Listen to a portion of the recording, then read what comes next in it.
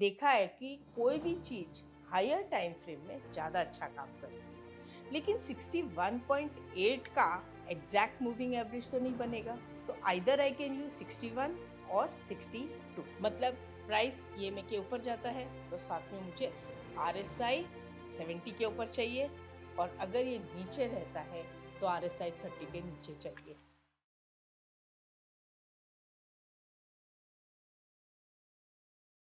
Friends, Fibonacci part 2। कुछ लोग जानते होंगे कि मैं फिब रेशियो को मूविंग एवरेज के लिए भी यूज़ करती हूँ। बहुत लोग फिब नंबर्स पे यूज़ करते हैं, जैसे 5, 8, 13, 21। वैसे मैं रेशियो के हिसाब से यूज़ करती हूँ। और जो गोल्डन रेशियो है वो है 61.8, जो मैंने अभी पार्ट 1 में बताया था कि ये गोल्डन रेशियो है।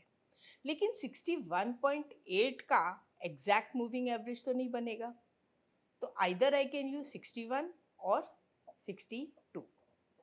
कोई खास फर्क नहीं है, 61 और 62 कुछ भी आप यूज कर सकते हो। मैं 61 यूज करती हूँ। अगर हम दोनों को देखेंगे भी तो हमें कोई डिफरेंस नहीं नजर आएगी।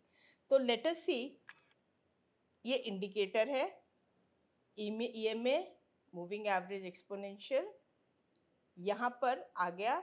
अब मैं यहाँ से सेटिंग्स चेंज करूँगी, इनपुट्स। अभी देखिए 61.8 तो मैं नहीं डाल सकती तो सीधा 618 हो जाता है, इसलिए मैं 61 ही यूज़ करते आई हूँ और काफ़ी टाइम से यूज़ कर रही हूँ, ये कोई आज नहीं है। एक बात और बता दूँ, इसमें थोड़े विप्सॉज आते हैं जो आप बाय प्रैक्टिस बाद में कर लोगे, लेकिन स्टॉप लॉसेस के बिना ट्रेड कभी नहीं करना चाहिए। अगर सिस्टम बताता है स्टॉप लॉस तो स्टॉप लॉस, हिट हिट खत्म। भले ही हम सेकेंड ट्रेड ले लेंगे या दूसरे दिन ट्रेड नहीं लेंगे, लेंगे जब हमें कंफर्ट लेवल लगेगा, बट एक या दो स्टॉप लॉस हिट हो गया तो ट्रेड बंद कर दीजिए, पर्टिकुलरली उस पर्टिकुलर टाइम के लिए। और इसका स्टाइल में हम इसे थिक करेंगे थोड़ा सा। मैं हमेशा इसे को थोड़ा थिक इसलिए रखना चाहती हूँ कि ये लाइन जो है उभर के आती है and I can see it very clearly. अगर आप नोटिस करोगे तो मैंने टाइम फ्रेम कौन सा लिया है, यहाँ पे 1 आवर लिखा है, यहाँ पे भी 1 आवर लिखा है, 1H यानी 1 आवर। तो मतलब कॉम्बिनेशन क्या हुआ, अवरली में ईएमए। व्हेन आई से 61 मीन्स 61 आवर्स के हिसाब से। जनरली मैंने ये देखा है कि जब भी प्राइस 61 के ऊपर रहता है तो कभी कभी तो लंबी रैली देता है, छोटी मोटी तो देते ही रहता है। और जब इसके नीचे आता है तब भी ट्रेडिंग के हिसाब से, आज अगर मैं बैंक निफ्टी यूज़ करूँ तो 200-300 पॉइंट बैंक निफ्टी में मिल जाए, और क्या चाहिए। और इसके बेस पे ऑप्शंस भी कर सकते हो, बिल्कुल कॉल पुट बाय कर सकते हो, कॉल पुट सेल कर सकते हो, जो करना है कर सकते हो। यस, आप ये मूविंग एवरेज अगर आपके पास ऑप्शंस चार्ट है तो उसमें भी लगा कर सकते हैं। हम क्या करते हैं, इसको बना लिया। अब ये देखिए, ये इसमें विप्सॉस आ रहे हैं, लेकिन एक चीज जिसका कॉम्बिनेशन अगर मुझे मिल जाता है तो बहुत मज़ा आता है। इसमें 10 में से 2 या 3 बार स्टॉप लॉस हिट होते हैं। ऐसा नहीं इसमें नहीं होते, होते 10 में से 2-3 बार। बट जब रिजल्ट मिलता है, फैसिनेटिंग रिजल्ट मिलता है। ज्योति मैम के सभी वीडियोस और कोर्सेज पे हमारे यूजर्स ने कमाल का फीडबैक दिया है और हमारे यूजर्स की रिक्वेस्ट पे हमने ज्योति मैम के साथ फिबोनाची पे एक नया कोर्स लॉन्च किया है। इसमें हमने फिबोनाची के बेसिक से लेकर एडवांस लेवल तक सब कुछ कवर किया है। हम ये इसलिए कह पा रहे हैं क्योंकि ज्योति मैम खुद फिबोनाची इंडिकेटर 10 से भी ज्यादा साल से यूज कर रही हैं, तो उनकी पकड़ फिबोनाची को लेकर अनपैरेलल्ड है। ये कोर्स अभी लॉन्च ऑफर में चल रहा है, तो आप जल्दी से जाके बाय कर सकते हैं। So hurry up before it expires. तो लेट अस से हमने ये इसके ऊपर गया, बाय किया, उसके बाद आरएसआई भी 70 के ऊपर चला गया।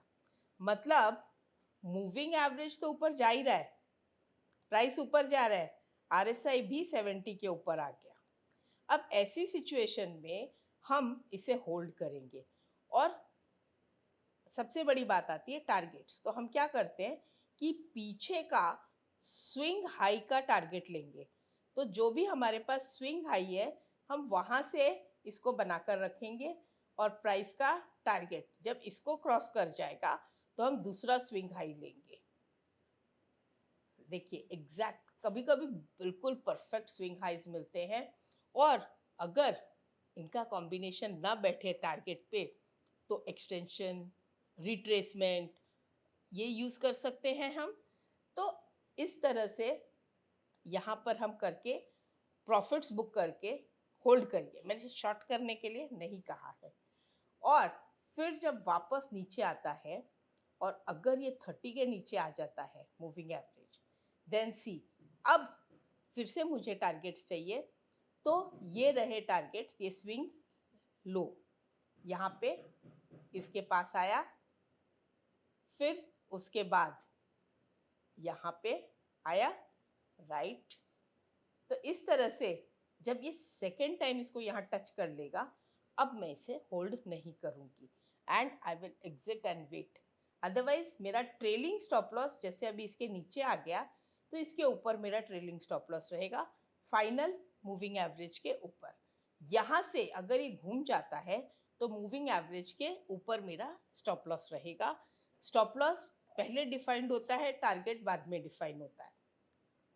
अब यहाँ से ये ऊपर गया और फिर नीचे आया तो सबसे पहला काम मैं ये सारे डिलीट कर देती हूँ।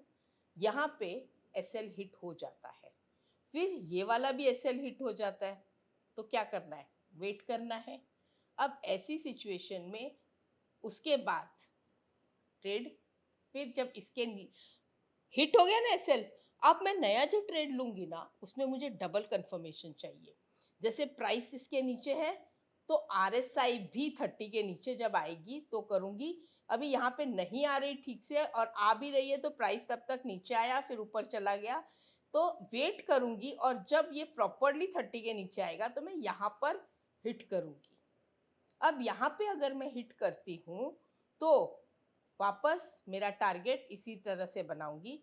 तो टारगेट के लिए हम क्या करेंगे, हम एज अ ट्रेडर, ये हमारा हाई पॉइंट हो गया, दिख रहा है छोटा सा जो मूविंग एवरेज के ऊपर है और दूसरा मूविंग एवरेज के नीचे है लो पॉइंट और फिर वापस ये मूविंग एवरेज के ऊपर चला गया, राइट।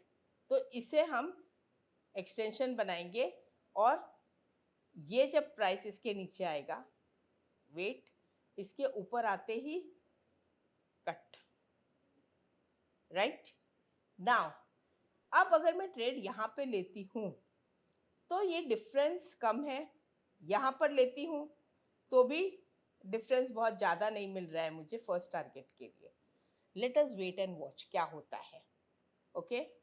अब इसके बाद हम क्या करेंगे, आगे चलेंगे और प्राइस क्या किया है, ऊपर आ गया। ऊपर आने के बाद यहाँ आया और फिर इमीडिएटली एसएल दे दिया। ये पहली कैंडल है 9 बजे की, ये दूसरी कैंडल है 10 बजे की। हिट हो गया, हिट हो गया स्टॉप लॉस।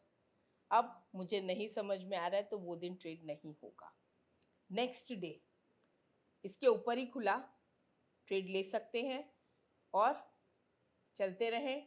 यहाँ पर हमें टारगेट्स मिल के रहे हैं।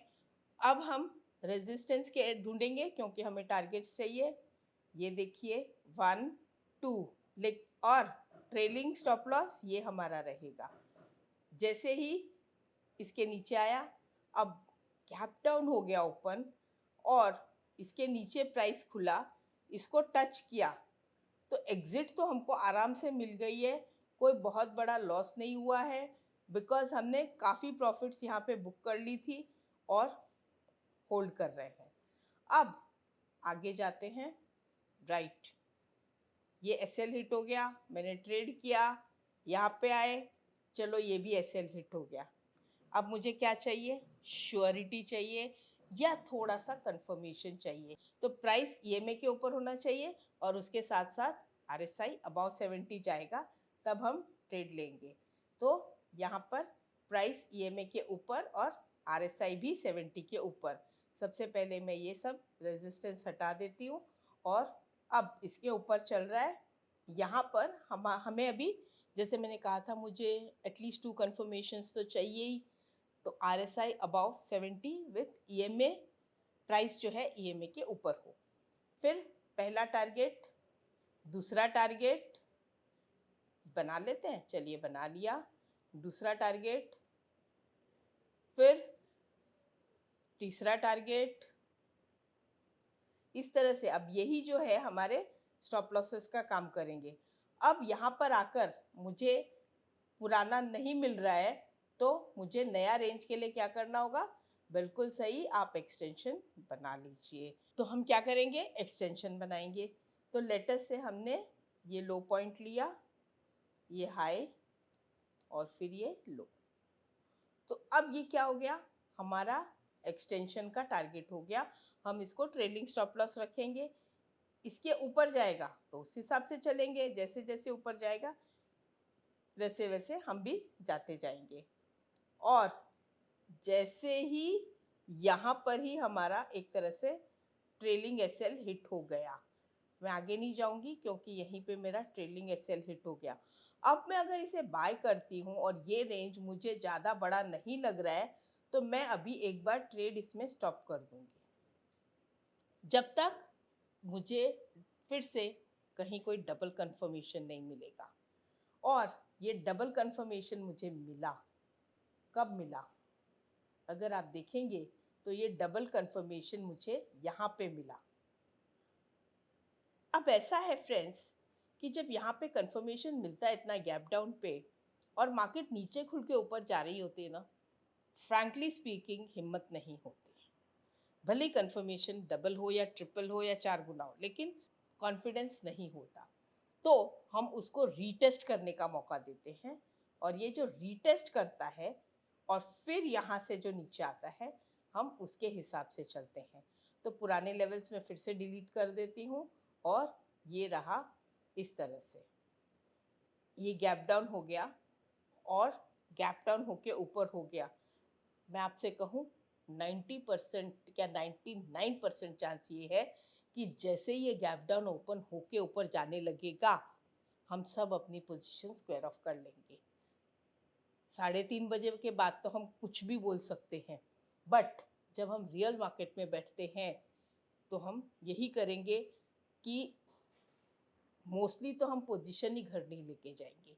जो प्रॉफिट आ रहा होगा हम उसे बुक करके जाएंगे। अगर नहीं भी किया और मार्केट गैप डाउन हो गया, तो हम जैसे ही वो ऊपर जाने लगेगा, हमारे डर के उसको फट से कट कर लेंगे कि कहीं हमारा प्रॉफिट ना चला जाए। हम उसे कंप्लीट वेट नहीं करते। अगर मान लो वेट कर लिया और ये ऊपर आ गया, जो कि पॉसिबल नहीं है, फिर भी कर लिया, और नीचे आ गया, तो अब यही मेरा लेवल हो जाएगा। और उसके बाद इसके नीचे फिर से ट्रेड लेंगे, अदरवाइज यहाँ पे हम स्क्वायर ऑफ कर देंगे। अब वापस ऊपर, फिर हम भी ऊपर। यहाँ पे क्या करना है? मुझे रेजिस्टेंस लेवल्स बनाते रहना है। फिर इसके नीचे जैसे ही आया, आउट। अब यहाँ पे फिर SL हिट हो गया। अब ये जो SL हिट हो गया, उसके बाद अप डाउन फिर से यहीं पे बंद हुआ है। ये जब मैं रिकॉर्ड कर रही हूँ, ये लेटेस्ट पोजीशन है, आप देख सकते हो, इट्स 9 फरवरी। मंडे को अगर मैं इसे काम करूँगी तो मुझे क्या चाहिए? मुझे डबल कंफर्मेशन चाहिए।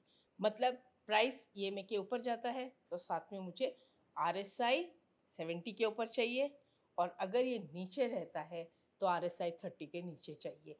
जब तक वो नहीं होगा मैं ट्रेड नहीं लूँगी। क्या होगा? 1-2 दिन ट्रेड नहीं होगा, कोई प्रॉब्लम नहीं है। और मैंने क्या कहा, कभी भी मेरे कोई भी चार्ट्स आप देखना चाहें तो यहाँ पे टाइम फ्रेम मेंशन रहता है।